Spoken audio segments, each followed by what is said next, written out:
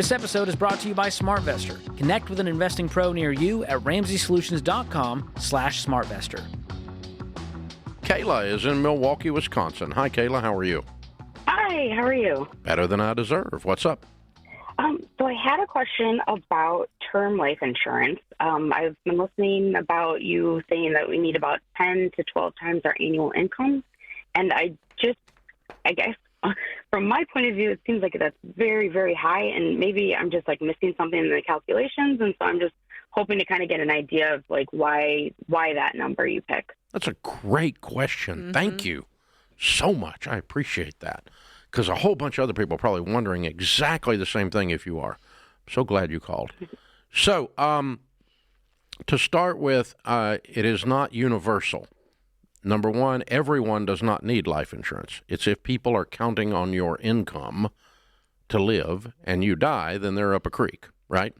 And so, and as you build wealth through your life and get out of debt through your life and your net worth increases through your life, you progressively need less insurance to the point that you're self-insured. I'm 65. I'm worth millions of dollars, and I don't have a dime of life insurance. Okay? My wife will be just fine if I die. Okay? As a matter of fact, she's kind of planning it. Okay? So, but that's because we're out of debt and have built wealth. You follow me? And there's no kids to raise. Yeah. The kids are all grown and gone and so forth, okay? Jade, on the other hand, has two littles, and she and Sam are raising a family right now, okay? And so different positions in life. So if you're 20 and you have no spouse and no kids, you don't need much life insurance because no one's counting on your income. So that's the sidebar. That's the caveat. But then back to your original meat of your question is, let's say you're 34, you have two kids, and you make $60,000 a year, and your spouse makes $70,000 a year. Okay, that's when we would say, if you got a house mortgage, you've got some student loans you're still paying off, you're working the baby steps, you're a normal 34-year-old in America today. Oh, you definitely need 10 times, and the reason is this. $60,000 income earner, 10 times would be $600,000, 12 times would be $700,000. So if that person died, let's say that was the husband, he died and left the wife behind with two littles and half the income that used to be there, that wife could take that $600,000 and invest it. If she made 10% on $600,000, it creates $60,000 of income without touching the nest egg that is created. The goose will keep laying that golden eggs perpetually.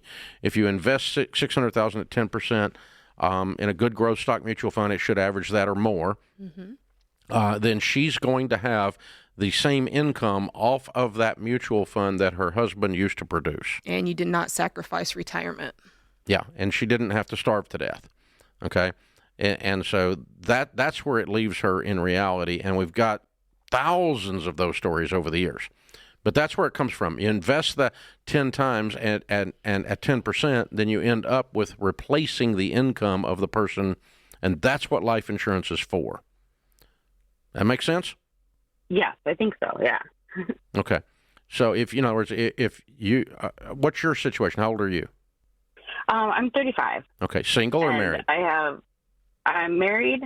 We have 3 kids, 2 in middle school, 1 in high school. Okay. And what's your net worth? Our net worth is roughly about $200,000. Okay. All right. So you're doing pretty good. All right. How much debt do you have? We don't. Okay. Good. House or anything?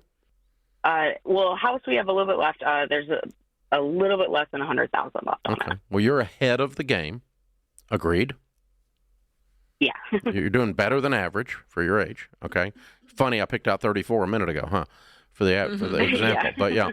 but that is the exact average. So, what does your husband make? My husband makes about $80,000, and so if he had $1 million on him, and we invested that at 10%, it'd make $100,000 minus taxes. You'd have $80,000, and we would not miss his income. We'd miss him, but we wouldn't miss his income. Mm-hmm. And here's the weird thing: if he's healthy, if he's not obese, and he doesn't smoke, that $1 million on that 30-something-year-old is very inexpensive. Okay. It's like the cost of a pizza. I mean, it's nothing when you look it up. So have you priced it out yet, Kayla? Yes. Yeah. We had gone through Xander and had a couple estimates. And Good. so we had priced it out. I was just trying to figure out exactly like where we should land with that. So truthfully, $1 million is a little much for y'all because you're in such good shape. Because if you didn't get his whole income replaced, as good a job as you've done, you'd probably be okay. Mm-hmm. But for the and difference that's in the kinda what we were cost in thinking, $800 too. grand and $1 million on policy May as so well do low, it. I'm going to go ahead and beef it up a little bit. And even later on, when the kids were grown and gone and we had some wealth, Sharon wanted me to keep life insurance for a while, and I kept it for a little while. SWI, Sharon wants it. There was no reason for it whatsoever mathematically. She just wanted some. I finally Did she let it go? I finally talked her out of that a few years ago. But for about a decade, I kept life insurance for no apparent reason Wow. other than SWI. Makes her feel She said, better. "I'd rather have that $1 million policy than another diamond."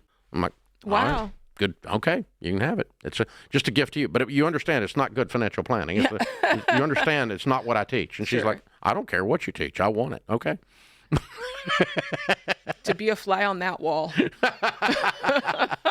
But that's where it comes from. If you take 10 times or 12 times your income, your spouse could invest that amount at 10%, and we have replaced you.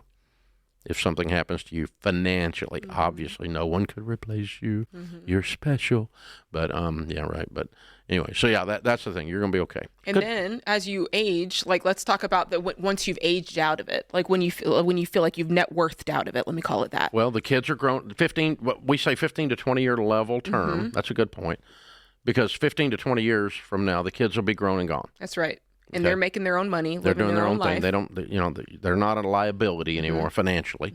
15 to 20 years from now, you'll be out of debt, 100% house and everything. That's right. Because we tell you never take out more than a 15-year mortgage. So you're going to be completely debt-free 15 to 20 years from now. And 15 to 20 years from now, you probably have $1 million or more in your 401k. Because So you think will have been about- investing in baby step 4, 15% of your income. And so your assets are rising, your debts are going down, and the kids move out.